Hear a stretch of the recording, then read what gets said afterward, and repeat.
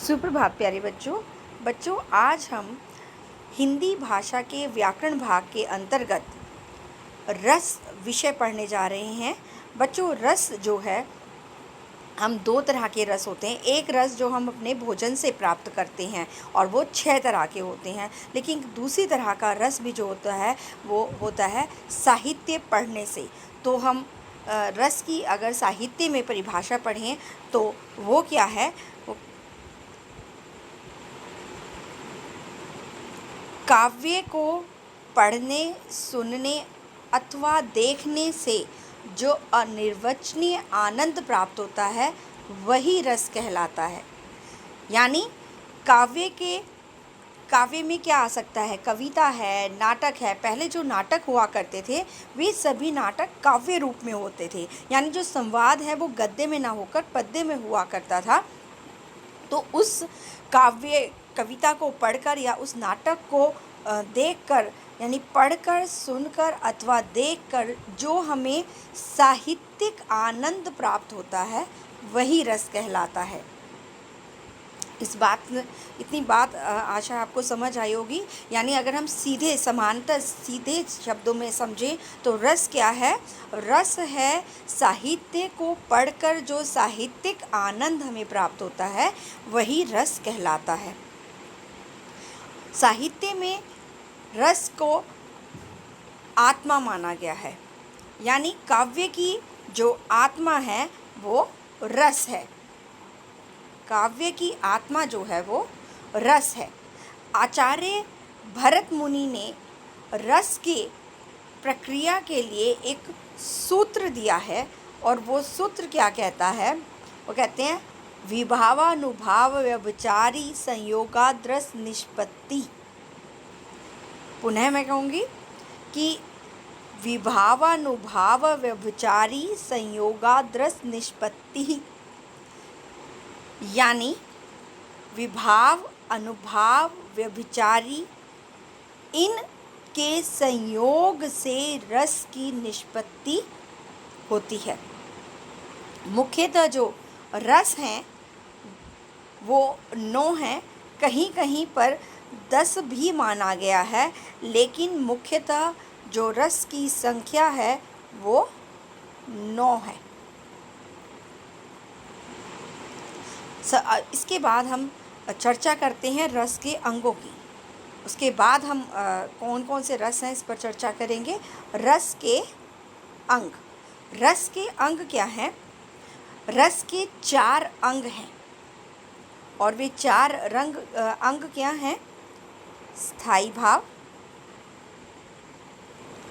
विभाव, अनुभाव और संचारी भाव। स्थायी भाव से तात्पर्य है मानव मन में जो भाव स्थायी रूप से निवास करते हैं, यानी वो हमेशा हमारे मन में स्थिर रहते हैं, उन्हें स्थायी भाव कहा जाता है। स्थायी भाव 9 माने गए हैं और इन्हीं स्थायी भावों पर रस भी माने गए, यानी स्थायी भावों से ही 9 रस निकलते हैं। इनके ऊपर हम दोबारा चर्चा करेंगे कि वो कौन से स्थायी भाव और रस हैं। दूसरा जो अंग है वो है विभाव। विभाव क्या होता है? विभाव बच्चे होता है स्थायी भाव को जगाने वाला कोई भी व्यक्ति, वस्तु या परिस्थिति। व्यक्ति, वस्तु या परिस्थिति जो है वो विभाव कहलाती है। विभाव आगे से 2 भागों में विभाजित है बच्चों। एक आलंबन विभाव और दूसरा है उद्दीपन विभाव। आलंबन विभाव और उद्दीपन विभाव। आलंबन विभाव होता है जिस व्यक्ति, वस्तु या परिस्थिति को देखकर हमारे अंदर जो है स्थायी भाव जागृत हो। हालांकि आलंबन भी आगे 2 भागों में विभाजित है, आश्रय और विषय। जिसके मन में स्थायी भाव जागता है वो आश्रय है और जिसके कारण जागता है वो विषय कहलाता है। तो दूसरा भाग जो हम विभाव का कर रहे थे वो है उद्दीपन। स्थायी भाव को तीव्र करने वाला जो कारण है वो उद्दीपन कहा जाता है। अनुभाव, बच्चों अभी मैं इसको उदाहरण से भी समझाऊंगी तो आपको ये बहुत अच्छे से समझ आ जाएगा।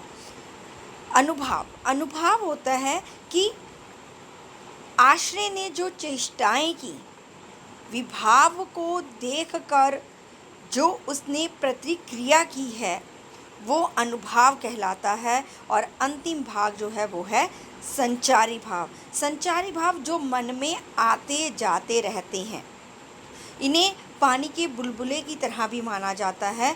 जो इनकी संख्या है वो 33 मानी गई है। इनकी संख्या 33 मानी गई है और इन्हें व्यभिचारी भाव भी कहा जाता है। और ये किस तरह है? पानी की तरह है, बार बार उत्पन्न होते हैं और मिटते रहते हैं। जिस तरह पानी का बुलबुला है, उठता रहता है और फूटता रहता है, इसी तरह ये संचारी भाव हैं जो उठते रहते हैं पानी के बुलबुले की तरह और मिटते रहते हैं। अब पुनः जो है हम दोबारा से इसको मैं